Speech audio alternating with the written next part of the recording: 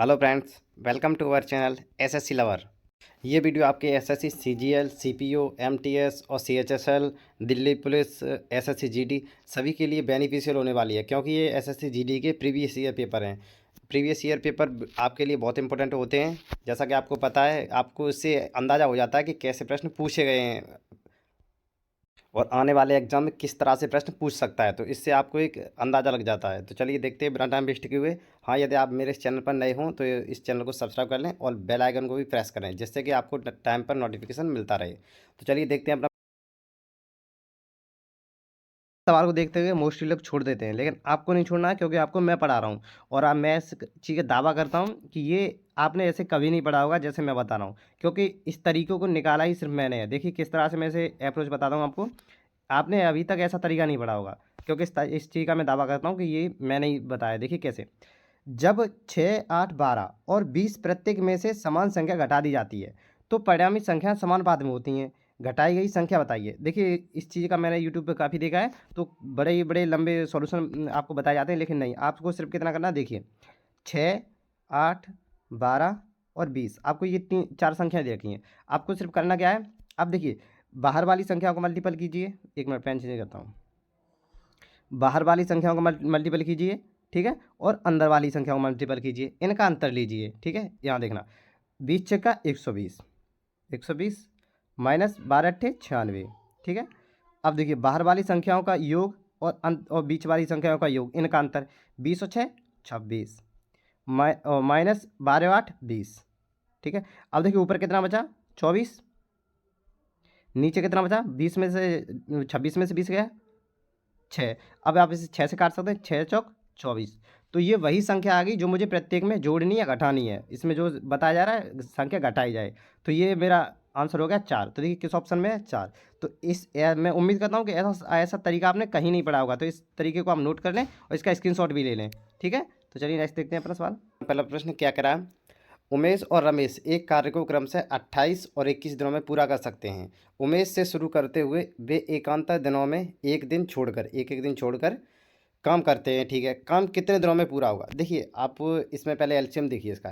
28 और 21 दिनों में पूरा कर रहे हैं, एलसीएम कितना होगा इसका, 28 और 21 का कितना होता है, 84। देखिए आप कहेंगे कैसे 84 हो गया, तो आप कुछ ना करें, 28 में 7 से भाग दें, कितना आएगा 4। 28 में 3 से 21 से भाग दें, 21 में 3। तो ये 4 और 3 का आप एलसीएम बता सकते हैं, 12 हो गया। लेकिन मैंने 7 से इसमें भाग भी दिया था, 7 से इसमें गुणा भी करना पड़ेगा दोबारा से। 12 सत्ते 84, तो ये 84 आ गया। तो यही मैं बता रहा था, ठीक है। देखिए कैसे, 84 इसका एलसीएम हो गया।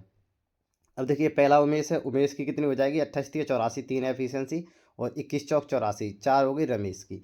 अब वो कह रहा है ये एक दिन छोड़कर काम करते हैं, एक एक दिन, पहले दिन उमेश ने काम किया है, दूसरे दिन रमेश ने। तो देखिए अब एक दिन ये करता है, दूसरे दिन ये, तो 2 दिन में काम कितना हो रहा है, दोनों को ऐड करूंगा तो 2 दिन में काम हो रहा है 7। मुझे काम करना कितना है, 84, ठीक है। तो इसे आप डिवाइड करें कितना, 12। ये 12 दिन लग रहे हैं, लेकिन ये 12 दिन नहीं है, ये 1/2 दिन का समय है ये। समझना मेरी बात, क्यों, क्योंकि देखना यहाँ पर पहले ही ये 2 दिन में काम हो रहा था, 2 दिन में काम हो रहा था 7, और मैंने ये 7 ही करा है, तो ये दो दो दिन का है। तो इसमें मैं 2 से मल्टीपल करना होगा मुझे 12 में। तो 12 दिन कितना होता है, 24। तो ये आपका राइट आंसर होगा कौन सा, 24। देखिए किस ऑप्शन में 24 है, 24 आपका सेकंड ऑप्शन है, ठीक है। सेकंड ऑप्शन आपका 24 है। तो उम्मीद करता हूँ ये समझ में आया होगा। नेक्स्ट देखिए, अब इस प्रश्न को देखिए, इसमें क्या कह रहा है, मोना ने 1500 रुपये प्रत्येक में 2 हैंडबैग खरीदे। उसने एक इन इन बैगों को बेच दिया। एक बैग पर 8% का लाभ और दूसरे पर 4% की हानि हुई। पूरे लेन देन में उसका लाभ या हानि प्रतिशत क्या है। तो देखिए इसमें क्या करना है, आपको आपको सीपी दे रखा है उसने, 1500 का प्रत्येक खरीदा है। यदि इसी की जगह एसपी होता तो आप डायरेक्ट फॉर्मूला लगा देते कि कितना, 8 लाभ हुआ, 8 माइनस 4 हानि हुई, ठीक है, इस तरह लगा देते आप। लेकिन यहाँ एस पी नहीं, यहाँ सी पी सेम है, ठीक है। तो आप वैसे तो ये लगा देते फॉर्मूला, यहाँ माइनस करके 8 × 4/100, ठीक है, ये फॉर्मूला लगाते। लेकिन यहाँ सी पी सेम है, तो यहाँ पर क्या फॉर्मूला लगाना होगा आपको कि 1500 की चीज़ पर 8% का लाभ हो रहा है, तो कितना होगा, 15 × 8 = 120, यानी 120 रुपये का आपको लाभ हो गया, ठीक है, ये प्लस है। अब देखिए 4% की हानि हुई 1500 पर, तो 15 चौक 60, इसका मतलब 60 रुपये आपको लॉस में गए, माइनस आ गया। तो ओवरऑल क्या हुआ, आपको 120 में 60 गए, 60 रुपये का लाभ हुआ है, ठीक है, 60 रुपये का लाभ हुआ। अब ये लाभ हुआ कितने पर है, 1500 ये और 1500 दो बैग हैं, 1500 के 3000 हो गए। तो 3000 पर आपको लाभ हुआ है 60 रुपये का, ₹60 का लाभ हुआ है 3000 पर, तो ये 100 पर कितना होगा ये बताना था। देखिए 3 जीरो से ये 3 जीरो कैंसिल, 3 से ये 2 बार, तो 2% का आपको लाभ हुआ है। किस ऑप्शन में है 2%? Option third. नेक्स्ट देखिए, अब इसे देखिए, इसमें क्या कह रहा है, 65,000 की धनराशि पर 3 वर्ष में 21,515 रुपये चक्रवृद्धि ब्याज मिलता है। राशि पर वार्षिक रूप से चक्रवृद्धि होने वाली ब्याज दर बताइए। देखिए इस पर आपको रेट निकालना कितना है, 21,515, ये क्या है आपका CI है। तो आप ये बताना 65,000 आपका क्या था प्रिंसिपल, तो 65,000 में यदि मैं 21,515 जोड़ दूँ तो 65 21 86,000 और 86,515 ये क्या होगा मेरा, ये मेरा मूल वो हो गया अमाउंट मिश्रधन। ठीक है, देखिए 86,000 कितना था 515 ये मेरा हो गया मिश्रधन हो गया। अब देखिए मूलधन कितना था 65,000। ठीक है, अब इसका आप रेशियो लीजिए, आप इसे काटिए। देखिए ये 5 से कट रहा है तो 5 से मैं काट दूँ। देखिए 5 से ऊपर वाला काटूंगा, 5 एकम 5 कितना बचा 3, 5 सत्ते 35, 5 तिया 15, जीरो 5 तिया 15, सॉरी 1 मिनट। ठीक है 17,303, और अब इसे 5 से काटें ये 13,000 आ जाएगा। ठीक है, अब इसे मैं देखिए, अब नीचे मुझे इतना पता है, मुझे ये दोनों ऊपर और नीचे की संख्या क्यूब बनेंगी अंश और हर, क्यों, क्योंकि देखिए यहाँ 3 वर्ष पहले ही वो रखा है, इसका मतलब मुझे क्यूब रूट लेना है इसका। तो देखिए ये 13,000 है, यदि मैं इसे 13 से भाग दे दूँ तो ये 1,000 बचेगा। 1,000 मुझे पता है 10 का क्यूब होता है, तो देखिए मैं 13 से दोनों को भाग दे सकता हूँ। तो ऊपर दूंगा 13 एकम 13, कितना बचा 4, 13 3 39, फिर से 4 ये 40 हो गए, 13 3 39, एक बचा 13। देखिए ऊपर आ गया 1331, इसे अलग पेन से लिखता हूँ 1 मिनट। देखिए कितना आ गया 1331, नीचे 13 से काटूंगा ये आ गया 1,000। तो अब आपके सामने ये स्पष्ट हो चुका है कि यदि मैं इसका क्यूब रूट लूँ, इसका क्यूब रूट, तो ये कितना आएगा, ऊपर आएगा 11, नीचे आएगा 10, यानी कि 10 से कोई चीज़ 11 हुई है एक साल में। 3 साल में 1,000 से 1331 हो रही है, एक साल में कितनी हो रही है 10 से 11, तो कितना होगा एक बढ़ा कितने पर 10 पर, तो 100 पर यही कितना बढ़ जाएगा, तो ये 10%। देखिए किस ऑप्शन में है आपका 10%, ऑप्शन सेकंड आपका राइट आंसर है। ठीक है, नेक्स्ट देखिए, अब इस सवाल को देखिए, इसमें क्या कह रहा है, 13 14 और 15 भुजाओं वाले त्रिभुज का क्षेत्रफल ज्ञात कीजिए। अब देखिए इसका क्षेत्रफल निकालने के लिए यदि राइट एंगल ट्रायंगल होता तो मैं इसमें 1/2 बेस इंटू हाइट लगा देता, लेकिन ये राइट एंगल नहीं है, तो इसमें क्या करना, मुझे हीरोज फॉर्मूला लगाना होगा। उसके लिए क्या होता है कि अर्ध परिमाप निकालना होता है। देखिए इसका परिमाप कितना हो जाएगा, अब इस 14 और 15 कितना 29, 29 और 13 कितना हो गया 42, तो 42 कितना, 42 का आधा कीजिए आप, कितना हो गया 21, तो एस बराबर कितना हो गया 21। अब देखिए फॉर्मूला क्या होता है, क्षेत्रफल का डेल्टा बराबर क्या होता है, अंडर रूट के अंदर एस में यानी 21, एस की जगह 21 रखूँगा मैं। ठीक है, इंटू एस माइनस ए, मैंने आपको बताया एस माइनस ए। देखिए एस में से पहले ये भुजा घटाऊंगा तो कितना आएगा 8, ठीक है, गुणा दूसरी ये घटाऊंगा कितना आएगा 7, एस माइनस बी, गुणा एस माइनस सी, ये कितना आएगा 6। ठीक है, अब इसका आप क्यूब रूट स्क्वायर रूट लेना है, तो देखिए पहले इसमें पेयर ढूंढिए।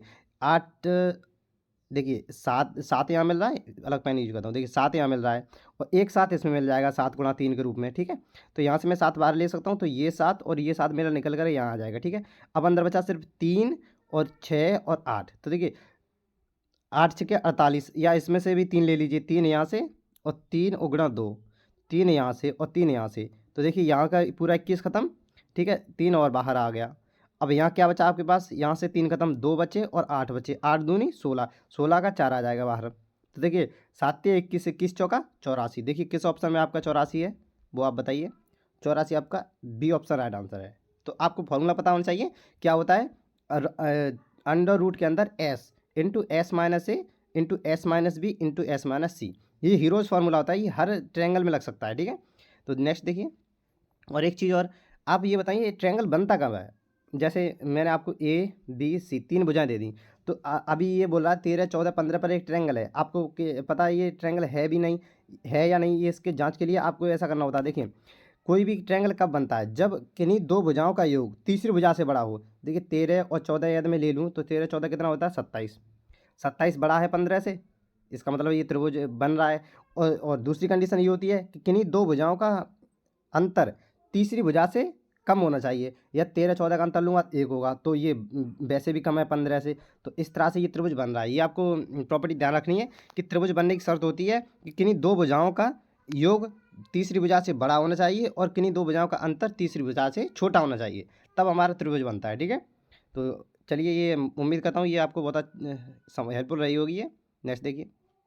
अब देखिए इस सवाल को देखिए, इसमें क्या कह रहा है आपसे कि एक ट्रेन की लंबाई 150 मीटर है, समान दिशा में, यानी कि जिस तरफ ट्रेन जा रही है उसी तरफ ये कोई व्यक्ति चल रहा है, समान दिशा में 2 किलोमीटर प्रति घंटे की चाल से चलते हुए एक व्यक्ति को 3 सेकंड में पार कर जाती है। अब देखिए ये आपको ध्यान रखना है कि 3 सेकंड में पार कर रही है, तो इसका मतलब है ये कोई व्यक्ति जा रहा है और ये खुद ट्रेन जा रही है, तो ये इस व्यक्ति को 3 सेकंड लग रही है पार करने में, इसका मतलब ये खुद को 3 सेकंड में पार कर रही है। यहाँ ध्यान रखना, क्योंकि व्यक्ति की कोई लंबाई नहीं होती है, ठीक है, यहाँ नगण्य मानी जाती है इसकी। तो देखिए इसकी लेकिन चाल है 2 किलोमीटर प्रति घंटा, दिशा एक ही है इनकी, दोनों सेम डायरेक्शन में, तो इसका मतलब इनकी चाल जो है वो घट जाएगी, ठीक है, अंतर लिया जाएगा। तो अब आप ध्यान से देखना, इतनी बात आपको समझ में आ गई होगी। तो 1 मिनट।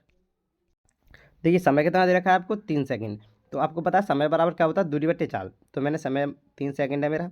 दूरी कितनी है, 150 मीटर, क्योंकि सिर्फ ट्रेन की ही दूरी है, व्यक्ति की कोई दूरी नहीं होती है ना लंबाई, ठीक है। दूरी बट्टे चाल, मैंने ट्रेन की चाल मान ली एक्स, ठीक है, दोनों एक ही डायरेक्शन में जा रहे हैं, तो ये 2 किलोमीटर प्रति घंटा, ये माइनस होगी इसमें से 2। अब आप एक बात याद रखना, ये सेकंड में है और दूरी मीटर में है, तो इसका मतलब मुझे ये चाल है वो भी मीटर पर सेकंड में बनानी होगी। तो इसे मीटर पर सेकंड में बदलने के लिए 5/18 से भाग दूंगा, गुणा करूंगा सॉरी, इसमें नीचे वाले में, तो ये 18 जो है ऊपर चले जाएंगे, तो ये 18 यहाँ से कैंसिल करके मैं यहाँ लिख देता हूँ डायरेक्ट, ठीक है, आपकी समझ में आ गया होगा। अब देखिए अब आप इसे कैंसिल आउट कर सकते हैं, मैं पेन यूज अलग करता हूँ, 1 मिनट। 5 से काटूंगा, 5 तिया 15, 30 बार, 3 से काटूंगा कितना, 10 बार। अब देखिए 18 का 10 में गुणा करेंगे कितना हो जाएगा, 180, तो 180 ये क्रॉस इधर गुणा कराएगा, 1 हो जाएगा, 1 है यहाँ पर, तो 1 बराबर x माइनस 2, ये 2 माइनस के इधर आएंगे तो क्या हो जाएगा, x बराबर कितना हो जाएगा, 182। ये ट्रेन की चाल आ गई 182 किलोमीटर, सॉरी मीटर पर सेकंड, ठीक है, किलोमीटर प्रति घंटे, क्योंकि मैंने पहले ही चेंज कर दिया। यहाँ इकाई जो है वो कैंसल आउट हो जाती है। देखिए ऑप्शन कौन सा है आपका, सेकंड आपका राइट आंसर है, देखिए सेकंड आपका राइट आंसर है, ठीक है। नेक्स्ट देखिए। और देखिए इस सवाल को देखिए, इसमें क्या कह रहे हैं, अब्दुल का वेतन 1.5 लाख रुपए प्रति माह है, वह अपने वेतन का 10% स्कूल की फीस का भुगतान करने पर खर्च करता है। जुलाई के महीने में उसके वेतन में 3% की वृद्धि हुई, लेकिन उसी महीने स्कूल की फीस में भी 5% की वृद्धि हुई। यदि अन्य व्यय पूर्ववत हैं तो जुलाई के महीने में उसकी बचत में शुद्ध परिवर्तन क्या होगा। देखिए यहाँ पर आपको ध्यान देना है, वो आपसे कह रहा है 1.5 लाख रुपए ये कमाता है प्रति महीने, इसका 1.5 लाख का 10% ये अपनी स्कूल की फीस भरता है, तो 1.5 लाख का 10% ये आप अभी ना निकालें कितना है, मुझे नहीं मतलब, मुझे इससे परिवर्तन बताना। तो देखिए वो क्या कह रहा है, जुलाई महीने में इस उसके वेतन में 3% की वृद्धि हुई, तो देखिए 1.5 लाख का 3% कितना हो जाएगा, 15×3 = 45, यानी 4500 रुपये की उसकी वृद्धि हुई है उसके वेतन में। अब देखिए खर्चे में कितनी वृद्धि हुई है, आप खर्चे देखें यहाँ पर, पहले ये 10% इसका 10% अपने खर्चा करता था, 1.5 लाख का 10% कितना हो जाएगा, 15,000, ठीक है, 15,000 हो गया। 15,000 में अब ये 15,000 में 5% की वृद्धि और हो गई, समझना मेरी बात को, 15,000 तो खर्च करता ही था पहले, अब ये 5% और अधिक कर रहा है, 15,000 खर्च करता उस पर 5% और बढ़ गया, तो 15,000 का 5% कितना हो जाएगा ये 750 रुपये, 750 हो जाएगा। अब इतना समझ में आएगा, 750। अब देखिए पहले कोई व्यक्ति 1.5 लाख कमाता था, उसमें से 15,000 खर्च करता था, ठीक है। अब देखिए अब क्या हुआ है, 1.5 लाख तो अभी भी कमा रहा है, लेकिन 4,500 रुपये और उसके वृद्धि होगी उसकी इनकम में, तो अब कमा रहा है 1,54,500 रुपये, और खर्चा उसके का कितना बढ़ गया, 750 रुपये। तो ये देखिए अब इनकम में वृद्धि हुई है 4,500 की, खर्च में वृद्धि हुई है 750 रुपये की। तो अब यही अंतर आपसे पूछ रहा है कि जुलाई के महीने में उसकी बचत में शुद्ध परिवर्तन क्या होगा। ये इनकम है, इनकम में से ये खर्चा माइनस करूंगा तो मेरे पास बचत आएगी। तो देखिए 4500 में से ये यदि मैं ये 750 माइनस करता हूँ, ये 750 रुपये, तो मेरे पास ये शुद्ध बचत आएगी, 0 से 0 कैंसल आउट, मतलब माइनस, और 10 में से 5 गया 5, यहाँ रह गया 14, 14 में 7 गया 7, यहाँ 3, यानी 3750। ये शुद्ध परिवर्तन है, 3750 की उसकी वृद्धि अभी भी है उसके पास, जो उसकी इनकम के रूप में हुई थी। तो देखिए कौन सा ऑप्शन आपका, ऑप्शन आपका 4 राइट आंसर है, ठीक है। उम्मीद करता हूँ ये आपकी समझ में आया होगा। नेक्स्ट देखिए। अब इस सवाल को देखिए, ये बोर्ड मार्क्स का सवाल है, बेहद ईजी सवाल है। देखिए क्या कह रहा है, पहले आपको पता है, अब ब्रैकेट को, ये ब्रैकेट तो है ही नहीं यहाँ पर, यहाँ पर भाग का चिन्ह है, ये तो भाग के अलावा यहाँ ऑफ ही होता है, ऑफ ओ एफ, तो हम पहले उसे सॉल्व करते हैं, लेकिन ऑफ यहाँ आया नहीं, तो पहले हम भाग के चिन्ह को यहाँ पर सॉल्व करेंगे। तो देखिए ये 7 21, 21 और 6 27, यानी 27/7 हो जाएगा। अब देखिए गुणा, ये भाग का चिन्ह है, इसे पलट देंगे तो ये गुणा के चिन्ह में परिवर्तित हो जाएगा, 7×5 = 35, 1 36, 36/7 आएगा, लेकिन मैंने पलट दिया तो 7/36 हो जाएगा ये, ठीक है, ध्यान से देखना। गुणा ये 7/2 हो जाएगा, 3 दूनी 6 1 7/2।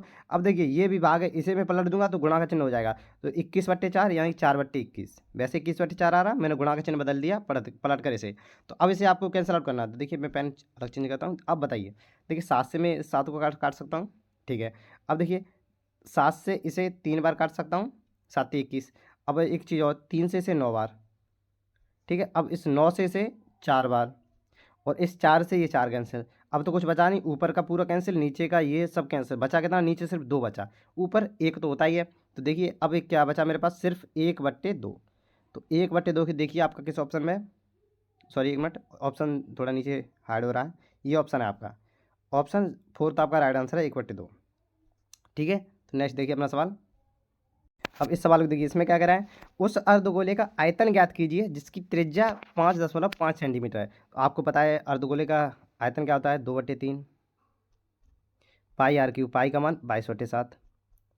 आर कितनी दे रखी है आपको, त्रिज्या 5.5। तो इसे मैं 3 बार लिख सकता हूँ, 5.5 गुणा 5.5 गुणा 5.5, ठीक है।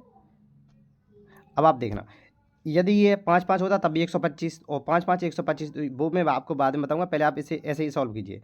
अब देखिए ये कुछ कटने से रहा यहाँ पर, तो आप एक काम कर सकते हैं, 7 21 से अप्रॉक्स लाना मुझे 34। देखिए यहाँ पर आप एक चीज़ देख सकते हैं, यहाँ देखिए 34 3,486 हो रहा है, यहाँ सिर्फ 34 है, यहाँ देखिए 348 है, यहाँ देखिए 34,860 है। इसका मतलब मेरे ऑप्शन बहुत बहुत दूर है, तो मैं अप्रॉक्स भी ले सकता हूँ। यदि मैं इसे 7 21 पूरा 21 मान लूँ, और 21 से एक बार काट दिया मैंने, ध्यान से देखना, ठीक है।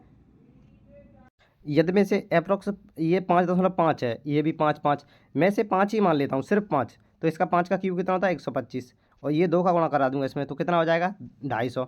अब आप मुझे बताना, मेरा ये 250 आया है, लेकिन क्यों आया है, मैंने इसमें सिर्फ 5 लिया है। अब देखना आप, क्या ये मेरा 250 ये 34 तो बन नहीं सकता, क्योंकि मैंने ज़्यादा लिए कम लिया है, तो ये ज़्यादा होगा।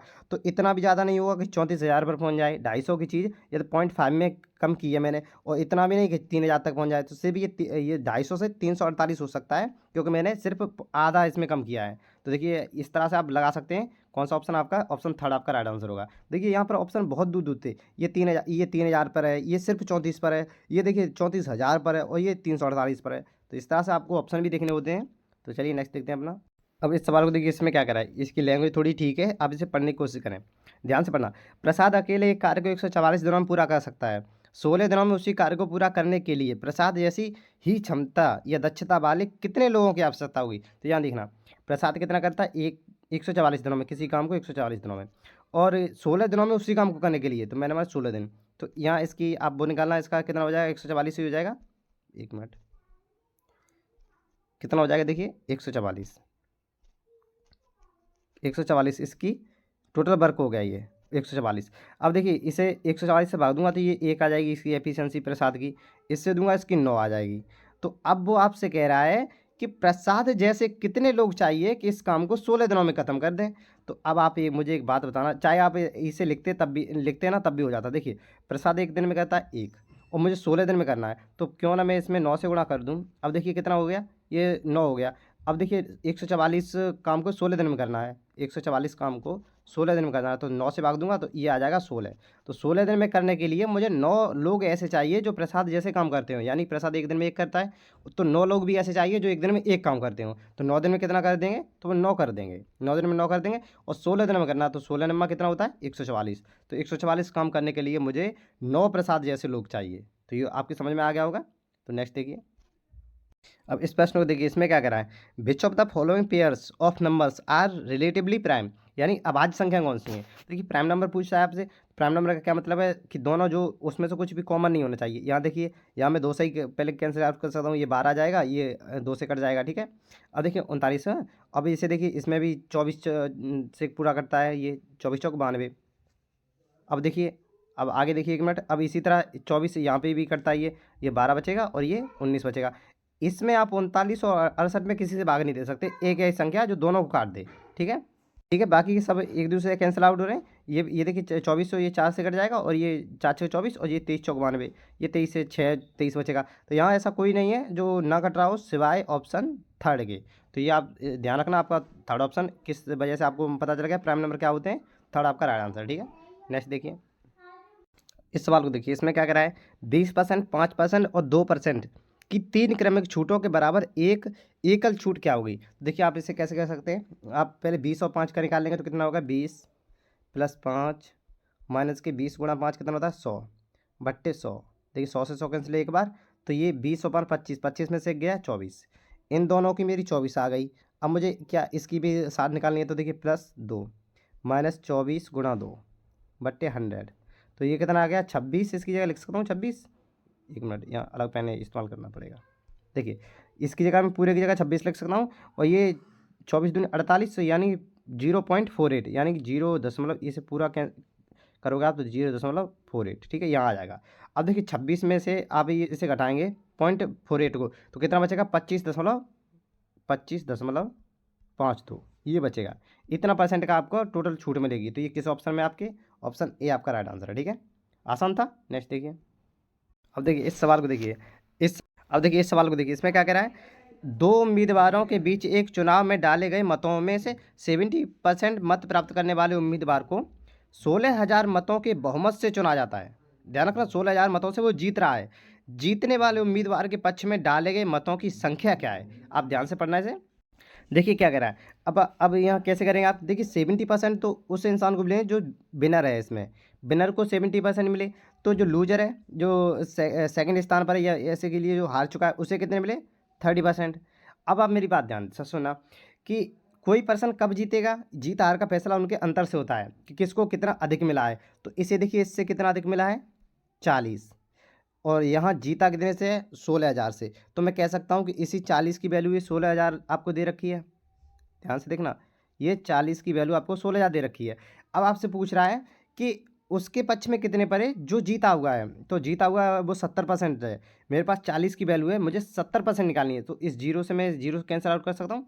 अब देखिए 4 बचा, अब मुझे 70 निकालना, और इससे भी 4 से काट सकता हूँ, ठीक है। देखिए कितने बार कटेगा ये, 4 चौक 16, एक की वैल्यू आ गई 400, मुझे निकालनी है 70 की, तो एक की वैल्यू मेरे पास 400 है, आप ध्यान से देखना, ठीक है, अलग पेन यूज करता हूँ अभी। एक की वैल्यू 400, मुझे 70 की निकालनी है, तो 70 से इधर गुणा करूँगा, 70 से इधर भी कर दूंगा, तो देखिए कितना है 7 चौक 28, 28 पर 3 जीरो और, तो यानी कि जो व्यक्ति जीता है उसे 70% के रूप में 28,000 वोट मिले हैं। अब यदि पूछे कुल वोट, ये भी पूछ सकता है आपसे, तो आपके पास एक की वैल्यू 400 है, तो अब एक की वैल्यू 400 है आपके पास, उस पर 2 जीरो और लगा दीजिए, तो इसका मतलब कुल वोट पड़े थे 40,000, उसमें से जीतने वाले को मिले 28,000 और हारने वाले को मिले 12,000, ठीक है। तो ये आपको तीनों चीज़ समझ में आ गई होंगी। चलिए नेक्स्ट देखते हैं। अब इस सवाल को देखिए, इसमें क्या कह रहा है, ध्यान से पढ़ना इसे। अब देखिए इसे क्या कह रहा है, एक स्पोर्ट्स क्लब में 86% सदस्य पुरुष हैं और 14% सदस्य महिला हैं। यदि पुरुषों की औसत आयु 25 वर्ष और महिलाओं की औसत आयु 35 वर्ष है, तो सभी सदस्यों की औसत आयु क्या है। देखिए आपको मैं बहुत ही इसका आसान तरीका बताने वाला हूँ। देखिए इससे आपको सिर्फ आपको एक या दो स्टेप में आपका आंसर आ जाएगा। देखिए किस तरह से, आप ध्यान से देखना, आपके पास 86% कौन है पुरुष, ठीक है, 14% महिलाएं, आगे क्या कह रहा है 25%, या सॉरी 25 इनकी आयु है 25, यानी कि वर्ष इसका 86 का इसका औसत है 25, अभी मैं लिख रहा हूँ सॉल्व नहीं कर रहा हूँ, 35 इसका है, ठीक है। अब आप मुझे बताना ओवरऑल आपको ये पूछ रहा है, क्योंकि आपके माइंड में क्लियर होना चाहिए, आपको निकालना क्या है, यानी कि आपको एलिगेशन से निकालना है, ठीक है। लेकिन मैं इसे किसी दूसरे मेथड से करूँगा। अब आप ध्यान से देखना, आपको क्लियर हो गया निकालना क्या है। अब देखिए 86 और 14, इसका आप रेशियो ले सकते हैं, ये हो गया 43 और ये हो गया 7, ठीक है। अब ध्यान से देखना, इसका रेशियो कितना होगा 43, 43 और 7। अब देखिए इसका 25 था औसत आयु, इसकी 35 थी, मुझे निकालनी है बीच वाली संख्या। अब देखो मैंने आपको तरीका बताया था कि इसका आपस में इन दोनों का मल्टीपल कर दीजिए, इसका इसमें मल्टीपल कर दीजिए, और उसमें इन दोनों संख्याओं के योग से भाग दे दीजिए, ठीक है। सॉरी ये क्या है 43 नंबर ऑफ ये है, इनसे भाग दे दीजिए। तो अब देखिए आपको करना कैसे, अब सिर्फ आपको इतना करना है कि मैं इसे अच्छे से लिखता हूँ एक तरफ। देखिए आपको बीच वाली ये संख्या निकालने के लिए, यानी दोनों का औसत निकालने के लिए, कुल का औसत आपको क्या करना है, 25 का मल्टीपल 43 में करना है और 35 का 7 में करना है। ये जो नीचे आ रही है इनकी संख्या आ रही है, वो आपको पहले क्या बोल रखा कि 86% सदस्य पुरुष हैं और 14% महिलाएं, उन्हीं का मैं रेशियो ले लिया है, ठीक है। अब देखिए 25 का इसमें गुणा करूँगा, 25 चौक 100, 1000 हो गया, 25 दिए 75, यानी 1075, तो ये हो गया। ध्यान से देखना, पेन अलग लेता हूँ अभी। देखिए 1075 पहले का मल्टीपल आया। दूसरे का आप इसमें करेंगे 30 × 7 = 21, 210 और 3 × 5 = 35, वो सॉरी 7 × 5 = 35। तो 210 और 35 कितना होता है? 245। ठीक है, 245 है, आप समझ लेना पीछे 245 है। 245 अपॉन कितना आएगा? ये 50 आएगा। इसे आप ऐड कीजिए, 5 और 5 10, 7 4 11 1 12, और ये 2 और 1 3, और ये एक 1320 हो गया। ठीक है, नीचे आपको भाग देना है 50 से।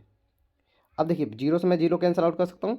अब नीचे 5 से भाग ना देने की वजह से मैं एक काम कर सकता हूँ, या ध्यान से देखना, मैं ऊपर नीचे 2 से मल्टीपल कर सकता हूँ, ऊपर भी 2 से नीचे भी 2 से। इससे होगा क्या, ये नीचे के 10 हो जाएंगे, 10 की एक जीरो बन जाएगी सिर्फ, उसके बाद एक अंक बाद पॉइंट लगा दूंगा। तो देखिए 132 का दोगुना कितना होता है? 264। तो यहाँ 264 हो गया, बट्टे में सिर्फ 10 बचा। तो अब 10 से ये पॉइंट जीरो से यहाँ पॉइंट लगा सकता हूँ इतना। अब मुझे इसमें भाग नहीं देना पड़ा। ठीक है, तो ये देखिए 26.4 किस ऑप्शन में? आपका ऑप्शन ए आपका राइट आंसर है। तो ये कोई ज़्यादा इसमें ताम झाम नहीं है, आपको लग रहा होगा। सिर्फ आपको इतना करना है, यहाँ पर आपको इसका मल्टीपल करना है। मल्टीपल करने के बाद मुझे समझाने में थोड़ा वक्त लगा है, और आपको लग रहा होगा इतना ज़्यादा है। सिर्फ 2 लाइन का आंसर है, इतना तो आप कर सकते हैं। ये लिखने की आपको आवश्यकता नहीं थी, जो मैंने आपको लिख कर बताया ये आपको बिल्कुल भी नहीं ज़रूरत नहीं थी। आपको सिर्फ इतना करना था, मल्टीपल करके उस संख्या से भाग देना था। ठीक है, नेक्स्ट देखिए। अब इस सवाल को देखिए, ऐसे सवालों में क्या है, कुछ भी नहीं है। आपसे पूछ रहा है इसका तृतीय अनुपात। मैं आपको कई बार बता चुका हूँ तृतीय अनुपात क्या होता है। जो पीछे वाली संख्या ऐसे हम बी मान लेते हैं, पहली वाली को ए मान लेते हैं, तो क्या होता है? B²/A। ठीक यही होता है। देखिए इसमें से मैं बी कॉमन ले सकता हूँ, इसमें से बी कॉमन ले सकता हूँ। देखिए मैंने यहाँ बी कॉमन ले लिया। ठीक है, और अंदर क्या बचा? B-A। B-A इसका मुझे स्क्वायर करना है, अपॉन क्या है नीचे? ए से माना ये है B² - A²। तो इसे मैं दो बार लिख सकता हूँ। ये वर्गांतर का फॉर्मूला B-A और B+A। ध्यान से देखना, ठीक है, B+A। अब देखना B-A यहाँ दो बार है, एक मिनट, दो बार है। तो इस B-A से एक बार की B-A कैंसिल आउट हो जाएगा। अब यहाँ B-A एक बार बचा और B² एक बचा। तो अब आप इसे लिख सकते हैं इस तरह से कि B² कोष्टक में B-A बट्टे B+A। आप चाहें तो बी का मल्टीपल करा सकते हैं, लेकिन आपको डिपेंड करेगा ऑप्शन पर, ऑप्शन किस तरह दिए हैं। देखिए उसने ऑप्शन किस तरह दिए? B² और B-A/B+A। देखिए उसमें ऑप्शन में B² बाहर ही रखा है, तो आपको भी बाहर रखना है। ऑप्शन सेकंड आपका राइट आंसर है। ठीक है, तो आसान था। नेक्स्ट देखिए। अब इस सवाल को देखिए, ये इंपॉर्टेंट सवाल है, इसे देखना कैसे होगा। ये CI का है। देखिए एक व्यक्ति 3310 की धनराशि उधार लेता है, ठीक है, और इसे पहले, दूसरे और तीसरे वर्ष के अंत में 3 समान वार्षिक किस्तों में 10% वार्षिक चक्रवृद्धि ब्याज की दर पर वापस चुकाने का वचन देता है। प्रत्येक किस्त की राशि क्या होगी? देखिए इसे कैसे करेंगे आप, मैं आपको बताता हूँ इसे कैसे होगा। देखिए 10% आपको रेट दे रखी है, तो वो कह रहा है किस्त समान है। देखिए पहले बार आप 10 रुपये लेकर आए, आपने 11 रुपये चुका दिए, ये पहली किस्त हो गई। दूसरी बार, दूसरे साल में आप क्या करोगे? स्क्वायर होगा, क्योंकि आपको पता है CI है। कितना चुकाना पड़ेगा? 121। एक मिनट, तीसरी बार से आप क्या करोगे? 1000 रुपये। क्यों क्यों करना पड़ेगा? चक्रवृद्धि ब्याज है।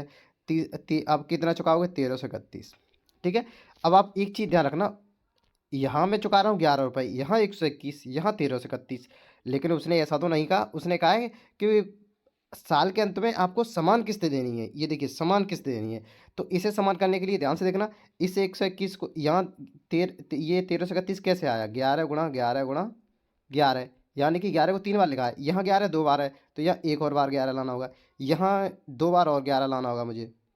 ठीक है, यानी कि 121 से यहाँ गुणा और 11 से यहाँ गुणा करना पड़ेगा, तब ये जा करके मेरा बराबर होगा। अब देखिए ये कुछ नहीं है, वैसे ही कर दिया मैंने। ठीक है, अब देखिए, अब जब मैंने यहाँ को 11 से किया, तो यहाँ भी मुझे 11 से करना होगा। तो एक यहाँ भी ये देखिए 11 से कर दिया। अब एक यहाँ पे मैंने 121 से गुणा किया है, तो यहाँ भी 121 से गुणा करना होगा मुझे। ठीक है, तो अब देखो ये मेरी पास, ये मेरा मूलधन है इस तरफ, और ये मेरा अमाउंट है। देखिए ये कितना होगा? 1000, 1100, 2100, 2100, 1200, 3300, ये 3310 हो गया। 3310 मेरा प्रिंसिपल है। और देखिए मेरे हिसाब से 3310 है, लेकिन सवाल के हिसाब से वो भी 3310 है। तो इसका मतलब एक की वैल्यू एक हो गई, जो मैंने माना था वही मेरा मूलधन है। तो इसमें मुझे अब कुछ करना नहीं है, जो इसकी चक्रवृद्धि, वो सॉरी, ये क्या है, किस्त है, वही होगी। तो देखिए किस्त कितने की बन रही है? 1331 की। तो यही मेरी ओरिजिनल किस्त भी है। अब अभी आपसे ये पूछे कि आप यहाँ इतना लाए थे, अमाउंट कितना पे कर रहे हैं, तो ये 3310 लेकर आए, 1331 इसमें और ऐड कीजिए, तो वो आपका अमाउंट हो जाएगा, यानी मिश्रधन हो जाएगा। ठीक है, तो देखिए किस ऑप्शन में आपके, ऑप्शन थर्ड आपका राइट आंसर होगा इस तरह से, ऑप्शन थर्ड।